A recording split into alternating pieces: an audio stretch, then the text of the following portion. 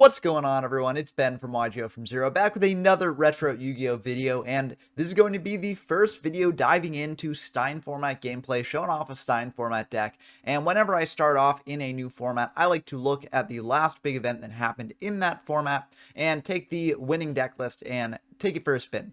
So right now I'm taking JCVD's Monarch deck list here for a bit of a spin, and I do have some sort of disagreements with some of the cards in this deck. Like, I think some of the cards, don't really suit my taste for this style of deck.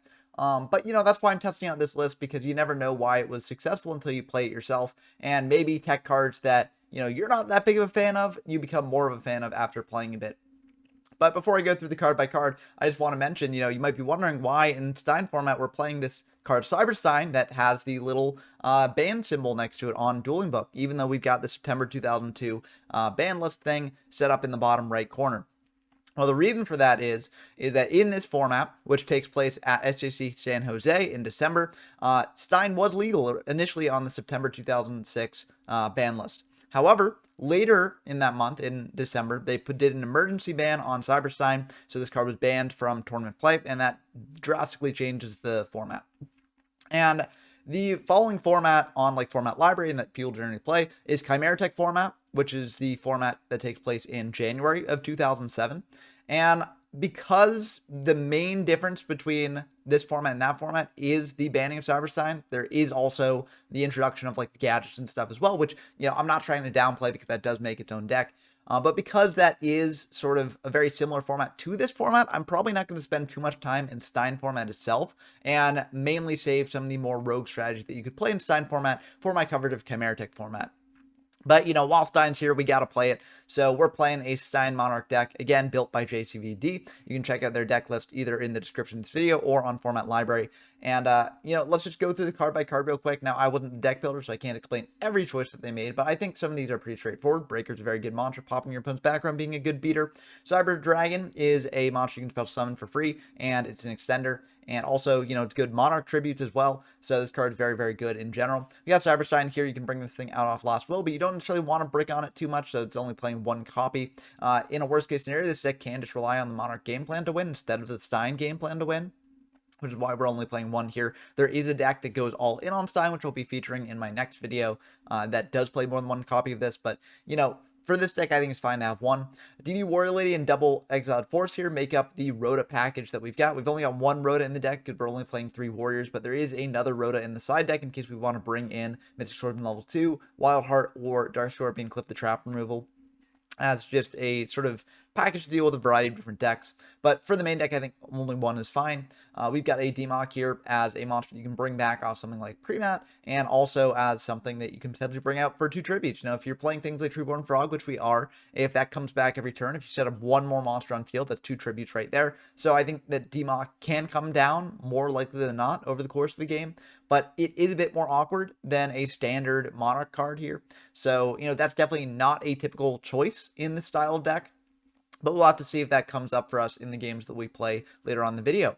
We've got a Jinzo here as another sort of Monarch that we can bring out, shut down our opponent's traps, and open the way for an OTK. We've got a Magician of Faith here, newly limited. This can get back powerful spells, and also pairs well with things like Creature Swap, which we are playing 2 of. We also have Double Mystic Tomato here, which can go into Sangan, it can go into Stein, it can also go into a new card, Snipe Hunter, which is pretty good, and it also explains part of the reason why Democ's in this deck, probably, because with Snipe Hunter, you can pitch things like Treeborn Frog, like Democ, from your hand to the graveyard, and get them set up there for more plays. We got the one Reaper here, which is also newly limited, and you can also go into it off of Tomato. This is good at walling up against your opponent, and also providing you with Monarch tributes. We've got a Treeborn Frog here, which is great in a Monarch-style deck. We've got a Zaborg to pop our opponent's stuff. And for the spells, we got Card Destruction to dig deeper into our deck for the OTK pieces. I personally am not the biggest fan of Card Destruction in this deck. I get why it's here, because again, if you're setting up the OTK, sometimes you can just get rid of the pieces that don't matter to you to try and draw into the ones that will. But to me, that's a bit too much of a gamble most of the time. So I'm not really the biggest fan of this deck.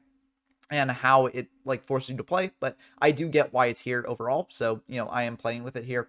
We've got a coffee to rip a card out of our opponent's hand. We got double creature swap here to pair with things like Mr. Tomato or things like Stein after we use the activation. Giving Stein to our opponent, taking their monster can be very good. We got a True Nade here to wipe away our opponent's back row. We've got a Great Strategy to draw deeper into our deck. We've got a Heavy Storm here to wipe away our opponent's back row as well. We got a Last Will to go into our Stein. We've got a Metamorphosis to do like plays like going into Dark Altar off of Aza Borg or going into a Cyber Twin off of Dark Condition of Chaos. I think because meta's here, that's another reason to play Dark Condition of Chaos in this deck. But meta is a little bit more awkward in this format because if you'll notice in the fusion deck here, there actually is no Thousand Eyes restrict here. So it's banned, so you can't really go into things off that, and that makes this card a bit worse. Now, there's still a ton of plays you can do with it, especially setting up for a Last Will play by triggering one of your monsters. That can be pretty good. Or distributing off, like, you bring out Gatling Dragon off of Stein, and then you use it to pop your opponent's board, then Metamorphosis into a Cyber Twin. That can come up as well. But in general, meta is a bit worse in this format than it was in formats past. We got a knock here to wipe away our opponent's sets. We've got a Pot of Avarice to sort of, recycle our resources, draw two, which can be very good. We got a Pre-Met here to bring back a variety of monsters from our graveyard. We got the one Rhoda, as I mentioned earlier. We got a Scapegoat here to protect against our opponent's own OTKs. The card can be pretty good. Of course, it's not perfect into Stein because Stein can go into Cyber End and then buff that up if they're playing like Limit Removal or Megamorph and stuff like that. But it is still a pretty decent protecting card here, and also pairs well with Creature Swap. We've also got double Upstart Goblin to draw deeper into our deck. It does give our opponent more life points, which messes up the OTK a little bit, but most of the time that won't matter too much. We've got triple Jar of Greed to draw deeper into our deck. We've got a Mirror Force here to wipe away our opponent's aggressive pressure. We've got a Phoenix Wind Blast to pitch a card from hand and put a card back on top of the deck. We got a Ring of Destruction. This can be great at ending games and also just acting as removal. And we got a TT here to wipe away our opponent's entire board. For the side deck, I already mentioned the Warrior package here, Cliff, Wild Heart, and Mystic Sword level 2. We've also got double Karibo in case we're up against a OTK deck of their own. We got a Mobius here in case we want to bring in another Monarch to deal with back row. We've got one MST to deal with more back row as well. We got double Mystic Walk in case we're up against OTK or in case we're up against Burn. This card can be pretty decent. We've got Royal Decree here ×3 to stop our opponent's traps. And we got double Death Shoot in case we know we're going first. Or in case we're up against another Monarch deck as well, because Monarchs can be weak into Dust Shoot. For the Fusion deck here, I'm not the biggest fan of some of the choices in this Fusion deck. But, it is a pretty standard Fusion deck. You've got Blue Eyes Ultimate Dragon, which I don't actually think is the biggest attack in this format anymore. I think 5-headed Dragon is now the biggest attack you can bring out, but 4,500 is still pretty good. We got a Cyber Blader here, which the third effect can occasionally come up. Cyber End Dragon to attack into our opponent's defense position monsters. Double Cyber Twin to attack twice. We've got Dark Ball to Terrible to negate normal spells and monster effects. We got Dark Blade Dragonite to banish cards from grave. We got Dark Fire and Dragoness for weird level things. We've got Gatling Dragon to pop our opponent's stuff. We've got a King Dragoon to stop targeting. We've got a Reaper to attack directly and rip a card out of hand. We've got a Sentry here to stop our opponent's traps and targeting spells. And we got a Last Warrior from another planet to stop summons here. I think I probably would have added a Cyber Ogre and also a 5-headed Dragon here. But, I think that won't really make too much difference overall. I think this Fusion deck is still fine. And this is what we're playing with because we're just taking the list exactly and playing around with it. And worst case scenario, we can always proxy in whatever fusion monsters we need that we don't have here, because this is a format with an unlimited fusion deck. But that's going to do it for the deck breakdown. Let's dive into some games and see how this deck actually plays. Okay, we got our first game here against Jim Bob, a frequent guest on the channel. Always a pleasure to have them on. We're diving in to the games here. And we are going to lose the rock, paper, scissors, so they will be going first. Quite unfortunate. But, that can benefit our deck as well, because, we can OTK going second. They are going to start out with just a set monster pass. Okay, we're okay with that, especially when we draw a DD Warrior Lady. So we're just going to go for that. Attack in to that set monster, banish both. And we could go for Upstart here to try and draw into a way to protect ourselves here. But I struggle to see how they can, super OTK us here. Of course, if they're playing an all-in Stein OTK deck, they could just summon Stein, pay 5,000, and then they have the one of limit removal. Or if they've got, a Megamorph, then they'd win that way. But, I don't really think we have much to stop that here anyways. The only things that really stop that are TT, Mirror, or Ring. And all those cards are limited. So I don't really think it's worth taking the low chance that, we draw into one of those as opposed to just, just holding it. And I think that's fine. And they summon out a Elemental Hero burst Thinatrix here. So, it seems like they're on Heroes. So that means that they're not on Stein OTK. That is good to know. But yeah, Elemental Heroes is something you can play in this format. Future Fusion enables the deck a little bit more. because you set up a Miracle Fusion like right away. But it's still a very interesting deck, so cool to see them on it. We're going to summon out this Mystic Tomato here, attack into that Burstinatrix, deal the 200, and then we're just going to pass back to them. Again, we don't really feel the need to use Upstart Goblin, especially now that we know that we're not at risk of dying anytime soon. And I don't really think we're even at risk of going below the 5,000 life point threshold against this deck. So I'm fine just holding things as they are. They're going to set one pass back to us. We draw a Heavy Storm here. And I think now is the time to upstart because we don't really have a good way to deal with that set monster. We don't really have, a way to set up for anything too. So I'd rather just go for the upstart. Maybe I draw into a monster and I can creature swap them the tomato and then attack for the tomato. So I'm just going to do that. And we draw into Stein. Okay, wow. This drastically changes things for us. So I spend a bit of time thinking about this because I'm like, okay, there's probably some form of OTK I can do here. I've got Heavy or Trunade to, wipe away that back row there. I could also pair Trunade with Premature Burial. After a Stein activation, I'll have 1,800 life points left. So there are things I can do with bouncing Premature, but I don't have any monster in grave already, and I don't really have many good ways to get them in grave to set up for that. So there are a couple different options here. The first one being, summon out Stein and pay the 5, bring out a monster from our extra deck, and then creature swap them into the Stein. Now, the monster that I could bring out from extra deck could be something like a Gatling Dragon to try and pop their set first, and then I could meta that into a Cyber Twin Dragon as well. But if I do that, that's actually not lethal because I can't bring back the Gatling with Premature after I've summoned out with Stein because Stein does not count as a proper fusion summon. So I can't really do anything with that. That's not lethal, and that is a major investment of resources, so I don't really want to do that. So another option here is to summon out Stein, creature swap after paying the 5k, and give them a 700 attack point monster, bring out something like Cyber Twin that does the most damage base, and then potentially meta away their monster into something else. Now, this is Elemental Heroes, so I think it's likely that that set monster is Clayman, or something along those lines, so it's probably a level 4 monster. It can't be Sangan, because Sangan's gone. It probably isn't Treeborn Frog, so it could be a flip monster. It could be something like Morphing Jar or Magician of Faith or something like that. Magician of Faith wouldn't make sense since they have no spells engraved. So I'm thinking it most likely is Clayman. That's just my read. If it's not Clayman, it might be another level 4 monster. If it's something less than level 4, then we are in a bit of trouble as there aren't really too many good other targets for that. It could be Reaper, I guess.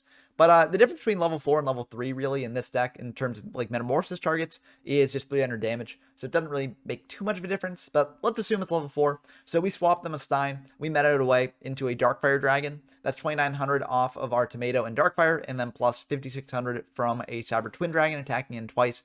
And that ends up being 8,500, and then minus 700 is 7,800. So that doesn't kill them here, drops them down to 1,000, which means that Brain Control is still online for them. So it's still a bit of a risky spot there.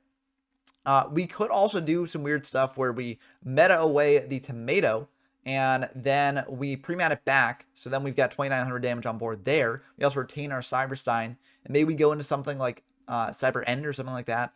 But I think that's just a little bit too awkward. We don't really have another way to get another monster in grave here to really take advantage of bouncing the Premature Burial with our Trunade.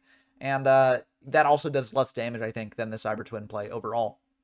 So I'm not really the hugest fan of doing that either. So I think the best play is the one that does the most damage here. But I do think about it for quite some time. I just decide I kind of got to go for it. I go for the heavy here. And then I go for the Cyber-Stein here, bringing out a Cyber Twin.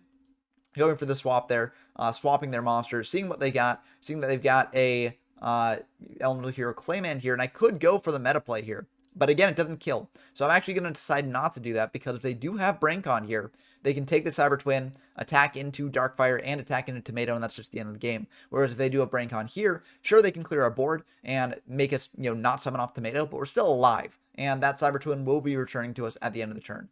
So I do think it is better here just to attack into the Stein, save the meta for later, and just get in for a ton of damage this way.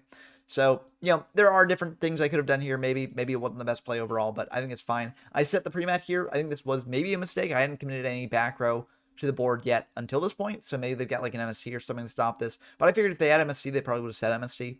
And so I don't think that they had it in their hand already. And if they do have it, they'll be able to snipe the Premature Burial anyways. The one downside here is like Heavy Storm, but given they set Miracle Fusion as a bluff, I don't think they have Heavy Storm there, because they wouldn't have been able to get the Miracle Fusion online anyways. So they're going to bring out an exiled popping the Cyber Twin, setting 2, passing back to us, and that True Nade should wrap things up here. We can go for True Nade. Actually, yeah, because we do have pre-mat, so yeah, this will just wrap things up. We can also just go for meta on the Clayman for the Dark Fire Dragon there and attacking for 29 that way. If we didn't want to do that, we could have flipped up Clayman, premature burial back the Cyber-Stein, and just gotten in for lethal that way. So, I like this play better because it plays around Karibo a little bit better in case they're on Karibo, which you never know, given that Stein OTK is a very prevalent deck in this format. I mean, the format's named Stein, so, you know, Karibo could be something that people are maining just out of an abundance of caution. I don't really think it's the best, but it's something you can do. But either way, I think that that was a pretty good showing for the deck overall. Now, as a note in the signing process here, I took out Knock and Scapegoat for the Dust Shoots. So I didn't take out anything actually here. That was my notes for game 3. I've started taking notes about my side decking process because I've noticed in the past that I've forgotten to record that down. So, I guess that is a little bit of a spoiler. This does go to a game 3. I think I do misplay a little bit here, which is why it goes to the game 3. But they go for Dust Shoot here, send back the Sangan. And I think what I should do here, honestly, is just activate the Scapegoat right away and then go for a creature swap here. If they've got TT, then holding the Scapegoat doesn't really play around TT at all. So it doesn't really do anything against this board.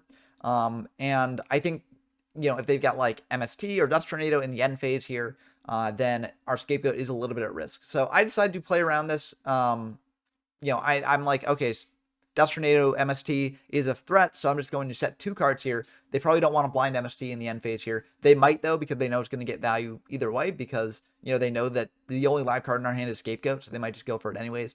Another reason not to do that. And also, you know, after we've used up our Scapegoat, then they'll know about, like, meta or things like that that could be set, right? They know that the set is either meta, creature swap, or pre-mat, and as we go through the game further, you know, they'll just get more information on that. So they're going to just attack in with the Wild Heart here. We go for the Scapegoat. They've got TT. They've got TT either way. So, you know, it is what it is. And they do indeed have the TT. So that will wipe away our Scapegoats. And they will still be able to attack in for 15. Wild Heart does not go to grave because it's not affected by trap effects. Opponent's going to set 1 pass back to us. We do draw a Breaker, which is pretty good. So we can break that back row, get in over the Wild Heart. And it looks like that was just a Mirror Force. So I'm very happy about that. We attack in to the Wild Heart there. And then pass back to them. They will think about this a bit, and they're going to go for a Sidra here. That's a bit bad for us. And then they summon out Avion. Okay, that's very interesting. I mean, they know that our other back row is dead because, you know, it's they got the peak with Dust Shoot.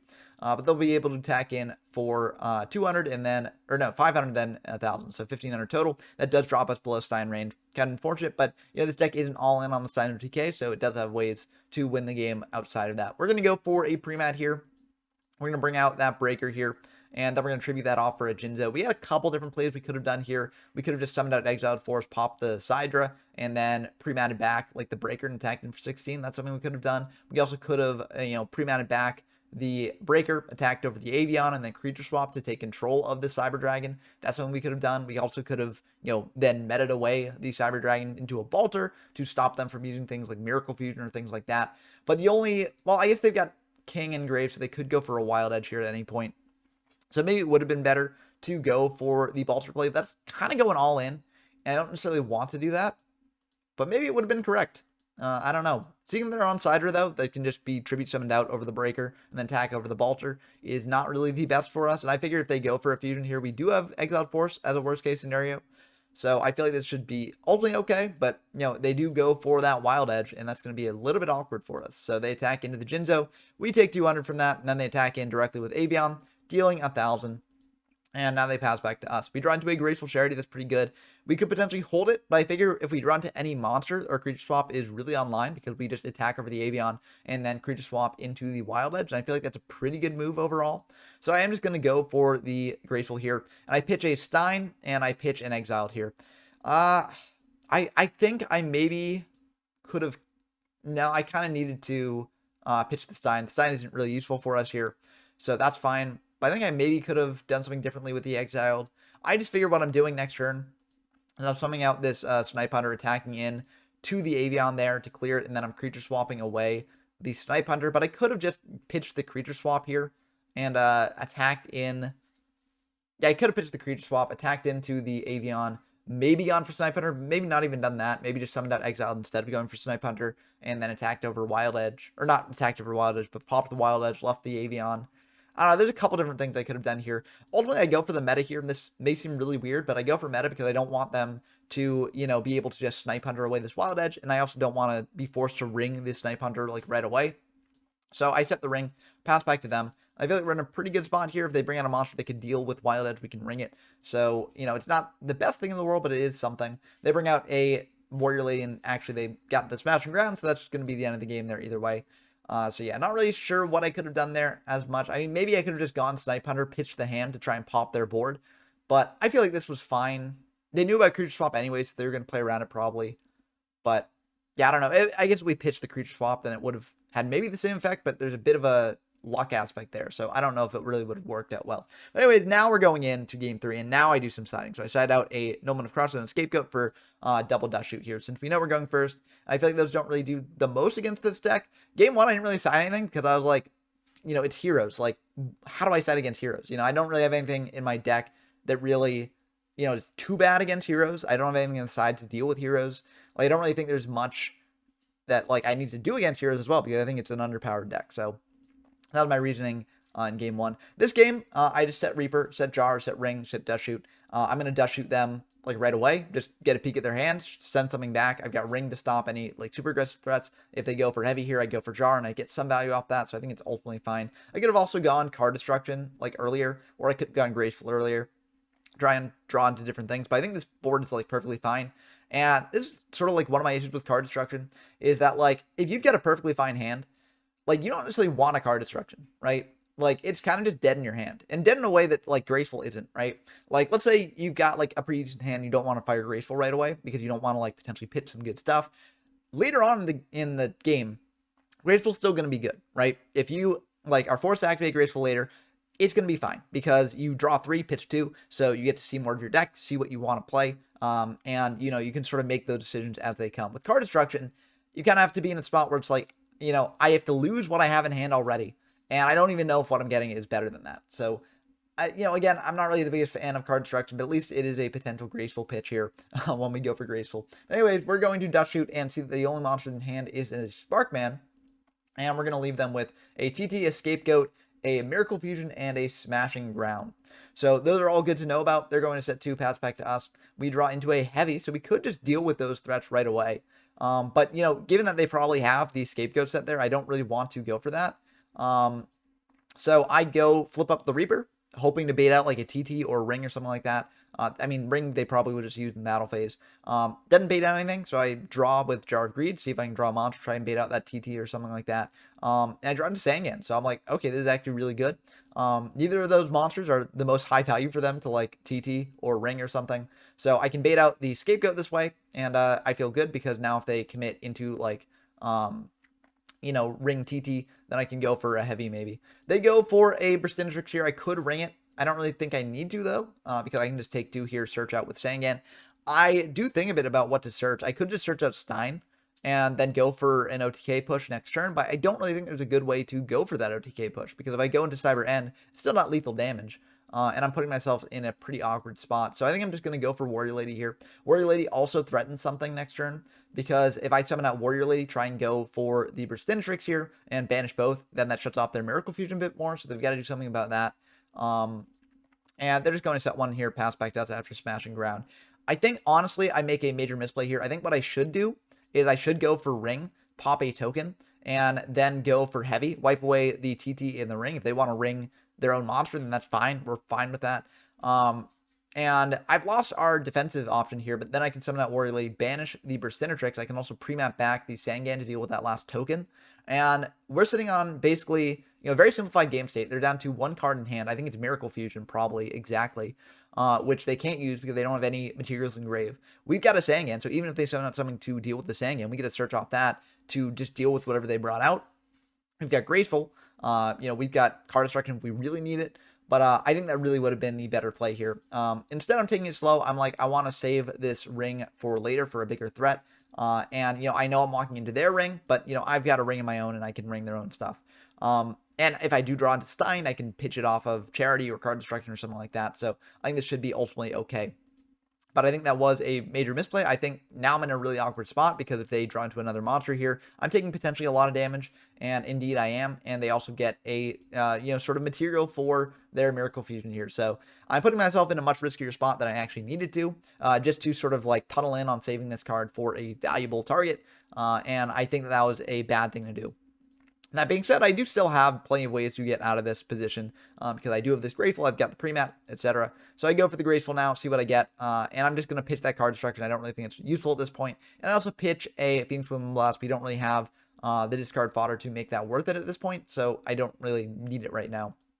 So I'm just going to go for a Rhoda here. Search out that last Exiled because, we don't have any other targets left in deck because we've gone through Warrior Lee already. And I'm going to commit the Exiled this turn to, I think, pop the Wildheart.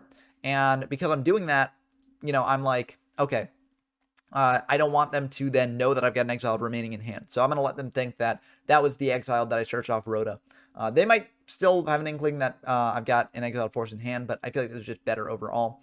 We draw Treeborn, which is actually really good. We go for Jar here just to draw into something else. We draw into Stein, so now that's kind of really useless for us since we've lost some of our discard outlets. But if we draw into another discard outlet later, it can be decent.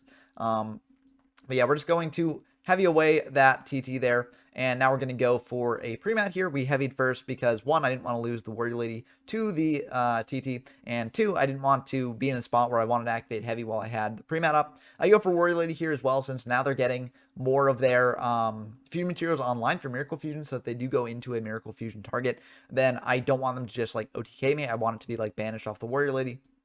So, yeah, and then I just set the Stein as a chump blocker here. There is an awkward scenario where they go Minecon into Stein and then flip it the Stein and pay 5 and, bring out a big fusion monster, but I don't think that this hero deck is going to be playing Minecon, so I think it's fine just to set it here as a blocker. I could have also set the Treeborn Frog as a blocker, but I am very afraid if they go BrainCon on the Warrior Lady attack into our set, then we get our Treeborn banished, so that would be really bad for us. So I'm much more fine setting the Stein here, because that's probably the most value it's going to get here.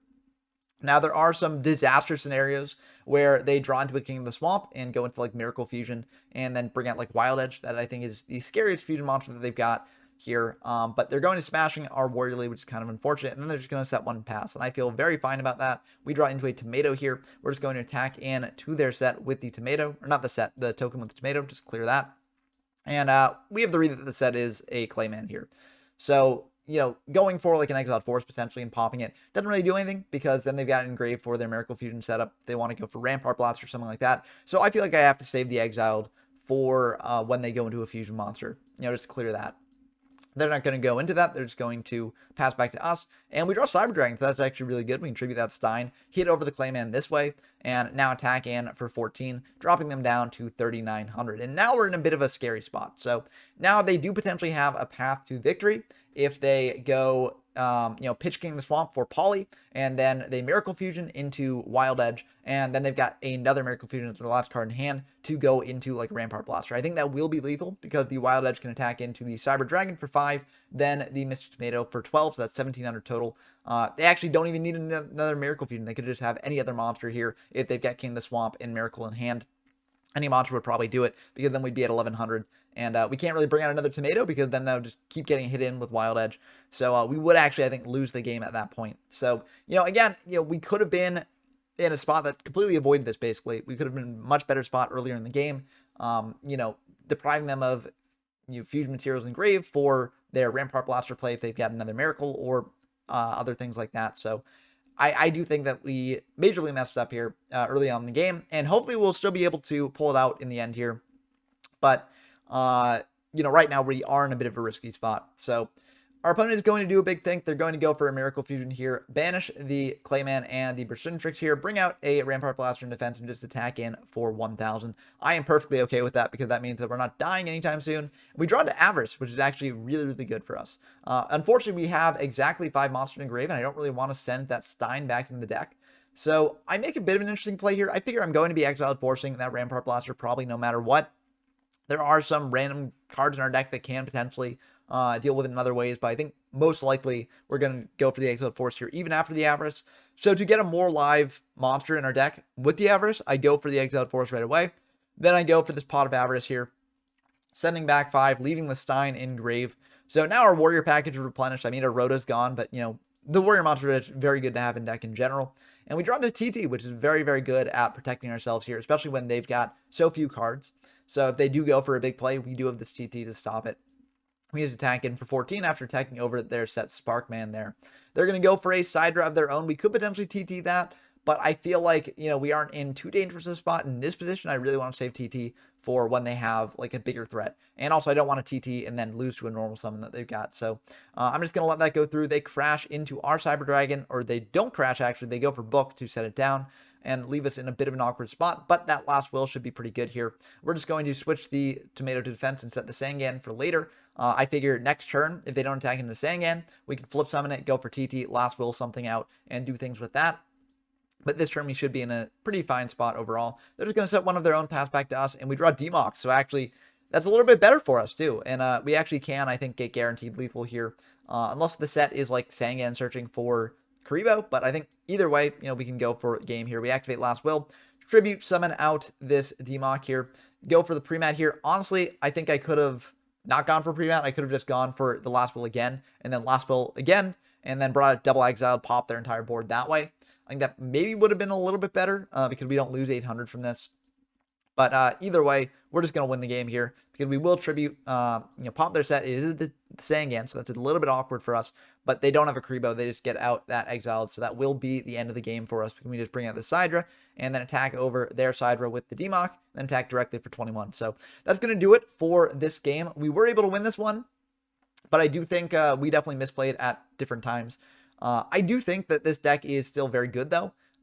Again, there are some things I don't agree with in this build. Card destruction, I think, is the big one. Card destruction, I think a lot of the time it, was just a dead card in hand, and there wasn't really too many spots where I wanted to use it. Sure, if we had like Discord Fodder, like, Treeborn Frog or things like that, or we were really setting up for OTK, sure, there are things you can do with it there. But I think in general, card destruction is just a little bit too all in for my taste, so I don't really like it that much. But this wasn't the only game that I got with the deck, so maybe it will sort of wow me there. So let's dive into that next match now. Okay, we got our second match here against Zawarodo Dark Arm God, and we're going to be going first here. And you'll notice in this game as well that in the previous game we had the OCG arts for a lot of the things, or the Dark Cyber Dragon art, etc. And I realized that in the game that I was playing there, and so between that game and this one, I switched out for the good art in my opinion. Of course, our opponent is still playing the Dark Cyber Dragon art, which a lot of people do like. I'm just not the biggest fan of it. Now, I think we did make a misplay game one, or not game one, turn one, in this game one, where I think I should have set the Mirror Force as well. I wanted to play around like Heavy Storm a bit, so I didn't want to set both, and I figured like Reaper should have been a good enough wall to protect ourselves here. But if they went Cyber Dragon into Zaborg into Last Will, then we just lose the game from that. So I do think that having the Mirror Force set there would have been the better option. I mean, I guess this also plays around Mobius a bit better. And Reaper is, to be fair, a wall. So if they don't have like Zaborg exactly to pop it, then, we're still in a decent spot. But I think I should have just set the Mirror Force just in case. And now we get a little bit punished for it because our opponent is able to take that Reaper attack into the Rat there, deal at 700, get out another monster from deck, and then attack in for 12. So I think we could have easily avoided this situation if we had just set the Mirror Force. We still wouldn't have been in the best spot. Maybe we wouldn't have even Mirror Force there because, the Rat would still be on our field, but we could have Mirror Force after they brought out the Turtle and been in a decent spot there. Or we could have just tributed off the Rat for Zaborg this turn, popped the Reaper, and then attacked over the Cider. That would actually probably be the best move. Actually, we could have attacked indirectly for 24 in that case because we would have been able to pop the Cider with the Mirror Force. So yeah, I think it actually would have been best if we had gone, if we had set the Mirror Force before, and then this turn we would have been able to Mirror Force the Sidra, tribute over the Rat, pop the Reaper, and then they don't have a zombie engraved for Book of Life if they're playing Book of Life, and so we're in a bit of a better spot. We go for a Jar of Greed here and draw into Stein. We could potentially go for a Stein push, and I do draw with Graceful just to try and get into that position. And here's where I make my second big misplay of the match.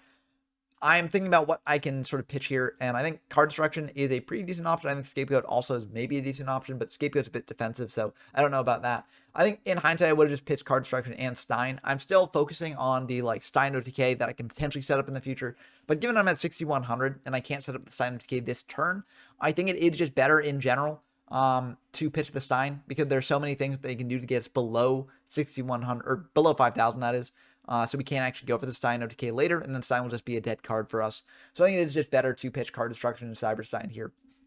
But, I'm tunneling in on it. I'm focusing on that. We draw into Snipe Under here, so I guess we can use Stein as discard fodder in case we, do drop below 5,000. So that's something.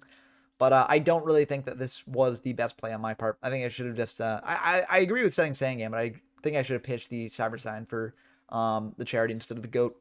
But they'll attack into the Sandgame here. We'll search out a tomato here because we're just trying to set up the Zaborg here on the following turn.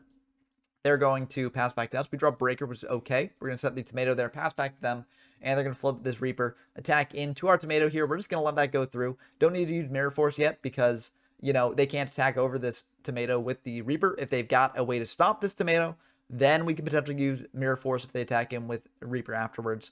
There was a ton of lag here, so, just keep that in mind. Dueling Book was having a bit of a tough time last night, but that's how it goes sometimes. We're just going to tribute this Zaborg out, pop the Reaper there, attack over the Sidra, because I do have a way to deal with the Reaper next turn, because I can just send out Snipe Hunter, pitch one, target the Reaper, and that will guaranteed pop it, because it will be targeted by an effect. They've got Book to set down our Zaborg, which is a bit awkward, but we still have this Mirror Force, so I feel pretty good about that. They're just going to switch the Reaper defense, set one. We go for Mirror Force on the Cider, because I feel like keeping around the Zaborg is pretty good here. We try and do a Cyber Dragon here. We fold up the Zaborg, summon the Snipe Hunter, pitch the Sidra. And again, this is another mistake. I should have pitched the Stein instead of the Sidra. I don't know what I was thinking here. I don't have any defense now, so it's very likely they'll be able to drop us below 5,000, and Sidra is just such a good extension card here, especially if we want to go for like Exile to pop whatever they bring out. So this was not good on my part. This was really, really bad. Really bad play. But anyways, we pitch the Sidra to pop the Reaper, and now we're in a really bad spot because I tunneled in on the Stein. I mean, we're not in the worst spot in the world. Maybe they don't have a way to stop this. But they do have Ring for our Zaborg, and that will drop us down below 5,000. So we're instantly punished for this because now Cyber-Stein is just sitting here and not doing much. They go for Premat here on the Pyramid Turtle here. And instead of crashing in to the Snipe Hunter, they choose to Creature Swap to crash in that way. And keep the Snipe Hunter so that way they can pop our stuff here. They bring out a Koki here, and they attack in with Koki for 2,400. And now we're in a really risky spot. So they're going to pass back to us, and if we had pitched the Cyber-Stein instead of the Sidra, then what we would have been able to do here is special summon out Sidra, summon out Exiled Force, pop the Koki, attack over the Snipe Hunter with the Sidra. And, we're still not, like, out of the woods because we're still very, very low on life. And there are many things that they can do to get over Sidra. But I think we're in a much, much better spot. As is, we kind of just have to attack into the Snipe Hunter and then just set this Rhoda as a bluff, pass back to them. Because, we don't really have another shot to victory. We can summon out Exiled Force, pop the Koki, but then they attack directly with the Snipe Hunter and win the game that way. So I just have to hope they don't have another monster here. And unfortunately, they've got Heavy Storm to wipe out our Rhoda. And it looks like they don't have another monster. So actually, we're still, in it, even if we're not really in it that much. We draw into this Jinzo here. That's not really going to help. We have to just Exiled Force the Kogi. I guess we could have set the Stein just to sort of wall off a bit here. But either way, if they draw a monster, they win. So I think it's better just go to Exile now.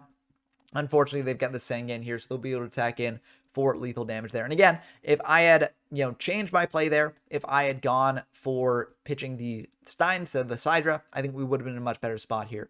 And, there always is a risk in analyzing the replay. It's to like, oh, hindsight's 20/20, right? And so knowing the outcome of what happened, it will influence how you view those actions in the past. But even at the time, once I pitched Sidra, I was like, oh, I should not have done that. I'm actually in a really bad spot here if they've got any way to get aggressive here. And I do think that in general, pitching the Stein is just the better play overall because much more likely that they drop us down below 5,000 than we're in a bad spot to play Sidra, right? So I think that was definitely a misplay. For this game, I do take out 2 Creature Swap for Double Dust Shoot because I feel like Creature Swap's bad against their deck when they're playing a bunch of Recruiters. They're trying to Creature Swap us. Doesn't make sense to, keep Creature Swap in my opinion. We go for a Rhoda here, turn 1, going for Exiled. Thinking out the deck because then we want to go for a Graceful Charity play here to then set up our Magician of Faith. So I just want to use the Rhoda right away. I also have this Demon in hand, which is a good pitch in my opinion because then if we draw Premat later, we can bring him back. So I pitched the Demon and I pitched an Upstart because I feel like our hand is pretty good overall. Maybe a bit too heavy on normal summons, but I feel like overall it's pretty good and we can get back Graceful anyways with the Moth. So, we can sort of filter it out even more. And I feel like Upstart would likely draw us into, well, maybe it wouldn't draw us into another normal summon, but I feel like either way, we don't really need the Upstart for, when we've got a good hand already in hand. They're going to attack in with Warrior Lady. Tagging into that Moth, we get back the Graceful here. We go for the Graceful, draw 3, and now we got a really good pitch in Treeborn Frog. And we'll pitch this Knock as well, since they don't really have any sets there. We're just going to go for Exiled. We're going to set this TT, and then we're going to pass back to them. I keep the card destruction in hand because I'm like, okay, I can dig deeper into the deck for the OTK stuff. But again, card destruction is just like really awkward in this deck. And I think that honestly, I should have probably pitched it because I just do not like it here. Against their deck specifically, and set up their graveyard with zombies for Book of Life and stuff. So maybe I should have even taken it out. But I'm still trying to experiment with it. I'm trying to see, what JCVD saw in the card. Unfortunately, it's just not really going that well for me. I summon out this Reaper, try and attack in, rip a card out of hand. They've got Econ to stop the Reaper from getting in. We've got this ring, so we'll set that, pass back to them. They are going to go for Book of Life here, and that's a bit awkward because they can take out our Demock, but they're just going to take out the Exiled instead. That's also fair. If we draw Premat and just go into Exiled to pop their monster, then that's, pretty bad for them. But I do feel like Demock is probably the better Book of Life target there. But, either way, this is fine. They're going to bring out Turtle, and they're going to just summon out Stein. Okay, that is going really aggressive here into an unknown back row, but they're going to go for it, bring out this Balter. And now they're going to attack into the Frog with the Balter. If this connects, that's pretty bad for us, but we've got this ring popping the Balter. They take 2,000, and I mean, we basically win the game at this point. There's not really much they can have to win the game here. And, we're doing very, very well on life points compared to their 1,000. So I generally am not the biggest fan of, like, going, really, really aggressive with Stein into an unknown back row. I think that can really backfire. And I think it really did backfire here. And I think they had a perfectly fine turn of just like sending a Turtle, tagging into Treeborn. I guess their hand isn't like the best here overall, so I guess it can make sense to do that, but like I still feel like they didn't need to go for Stein right away. But I mean, I don't know, it's like you go for a play that wins the game instead of like, potentially just delaying the inevitable.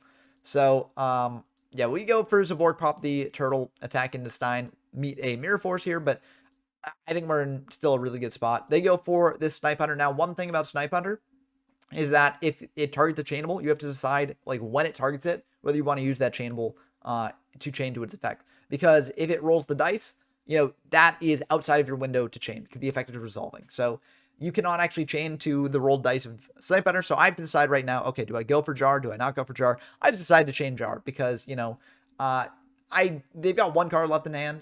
So they're already down low on card advantage. I feel like I might as well take the trade at this point. And I feel like it's good enough rather than just getting greedy to hope that they miss and then pitch the remaining card. But, they did miss, but I do think it still is better to just chain the Jar there most of the time.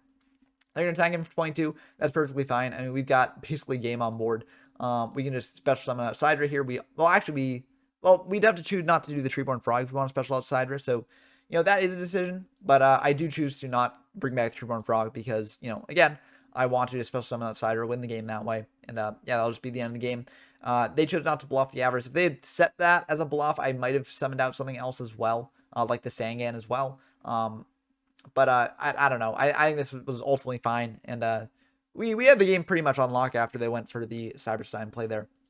But that's going to do it for game 2. For game 3, I keep the side deck the same, actually. I keep the Dust Shoots in because I feel like it can be good against this deck if they, like, brick on zombies or something. I mean, that's a bit awkward because then they get Koki back in deck. But, like, what I'm saying is that they'll probably be above, like, 4 cards, even in the mid to late game. So, yeah, but they're going to start off here. They're going to set one, set another. Unfortunately, we did see what it was, but I choose to act in these games as if I don't know what it is. So for instance, here we could have had a really good play if we're like, okay, that set is just a creature swap. I can just go for Exiled, pop the set, go for Stein here and get really aggressive. We've got Dust Shoot to, take a card out of their hand. We got Mirror Force, we got TT. So we're probably winning the game from that position if we do that. But again, I'm acting as if I don't know what that card is. So I just go for Exiled Force here, go for Last Will. And because I don't want to get too aggressive with a potential Stein play, I just go for Reaper here. We've got Mirror Force and TT. If they summon on a monster thing, I can just attack over the Reaper, get in some chip damage. I Mirror Force it, rip another card of their hand on the following turn. I've also got Dust Shoot as well. And as long as they don't like, turn player priority MST in the draw phase, we'll be able to get a rip off Dust Shoot. So yeah, this is just this is really, really good for us. We go for Dust Shoot here. See that they've got a Ring, Cyber-Stein, and Wang Hu, along with Book of Life. I think of these, it's really awkward because Wang Hu shuts off our tomatoes in a really unfortunate way. I mean, we can go into Snipe Hunter off tomato to get around the Wang Hu effect. but it's still really awkward, so I don't necessarily want to leave them with that. If they go Stein into a monster that negates traps, then that's a bit awkward, but if they don't, then I feel like we're in a good spot, and I have the read that their set is not like an MST or Dust Tornado, because I feel like they would have just gone that in the end phase, maybe. Maybe they wouldn't, maybe because we had 2 back row here, they wouldn't want to blind snipe. But I feel like it is more likely that it is not spell trap removal. Could be a pro set heavy. If it's pro set heavy, then we get majorly owned, but we're still not dead, because, you know, even if they bring out like Cyber Twin, attack over Reaper twice, 5,300 plus 400 from the Stein. I guess they do, no, because range destruction on the Twin actually kills them as well. So, you know, we're still not dead in either situation here. So I do think that I just leave them with the Stein. So I take the Wanghu, because I think, you know, if they go for the Stein play here, they could get majorly punished by Mirror Force here. And if they don't, then I feel like we're in a good spot. So they go for Stein, they pay for the 5, down to 2,700, bring out a 5-headed dragon. So, you know, that's a bit of a new tech from this format, from the dinosaur structure deck there. They will swap the Stein for the Reaper there, and then they will attack over the Stein and run into a Mirror Force here. So that's a bit bad for them. But, you know, they do still have the ring to pop the Stein in their standby phase, and they kind of have to do that, because if they don't do that, I just pay for Stein, bring out a Cyber Twin, and I know their back row exactly, so I can just guarantee that will be lethal. If they want to ring the Twin, they still lose the game, because we're at 3,000, they're at 2,700, so they lose the game to that. So I asked them in standby phase, do they have anything? They choose not to do it. So, you know, you know, if they're not going to do it, I'm just going to go for the winning game here, and just go for the Cyber Twin. But yeah, they've just got ring and book, and that'll just be the end of the game. If they had ringed the Cyber-Stein, they would have dropped down to 2,000. We would have been at 7,300. We could summon out the tomato here, attack in for 1,400, drop them down to 600. So it's still a really bad spot for them. We also had Roto. We could have just gone for, you know, Roto on the following turn as well, because we had TT here. We could set that behind the tomato. If they go for a summon of something, like, you know, most likely we're going to TT at some point there. And if not, we could go for Exiled, pop the Koki, if they bring that out off like a Pyramid Turtle or something like that. Or if they just set, we could have gone for, you know, Rhoda for Exiled and pop it that way. So either way here, like, we're in a really, really good spot. We're probably winning the game no matter what. But I do think that it would have been correct just to ring the Stein just in case. But that's going to do it for the deck here. I think this deck is still very good. Again, there's some things I disagree with in this particular build of it. I really don't like the card destruction. It could have just been me misplaying with the card destructions, but I do also think card destruction is not the right card for this deck. Like, yes, you want to draw deeper in the deck, but you've already got Triple Jar of Greed, you got Double Upstart, you got Graceful. You don't need the card destruction, and card destruction puts you in more awkward spots than it helps you. So I don't really like the card destruction here, but something you can play if you want to. And also, I think maybe this deck would have been a little bit better with more Monarchs. But, you know, I do get cutting down on them because they can be a bit bricky. And this deck did win a previous tournament in the past. So, you know, maybe it's worth just playing a much slimmer Monarch package and just focusing on more good cards here. But let me know what you think about this deck list down in the comments below. How would you build Steinarch? What would you change? What would you include? Let me know down in the comments below. I look forward to discussing with you as always. Also, if you like the video and want to see more Stein gameplay, definitely subscribe to the channel. We got more videos like this coming, and it should be pretty fun. I'm going to be showing off decks that are not Stein in this format as well, so don't worry about that. There should be more fun stuff on the way. Also, if you want to play games in Stein format or any other format that I feature on the channel, definitely head on over to the YGO from Zero Discord server, linked in the description down below. And if it's a great place to join the tournaments that we hold as well as the weekly locals too. So, yeah. But if you want to support me directly, I've also got a Patreon linked in the description down below. And if you join the Patreon, you get shout out in the video. So big shouts to GMYFS, Rinspin, Porkchop, Brent Donker, Tyler Compton, and Dump Truck. It really means a lot that you all support me this way and encourage me to make more videos like this in the future. But I hope that you enjoyed as always. And until next time, I've been Ben from YGO from Zero, and I'm signing off.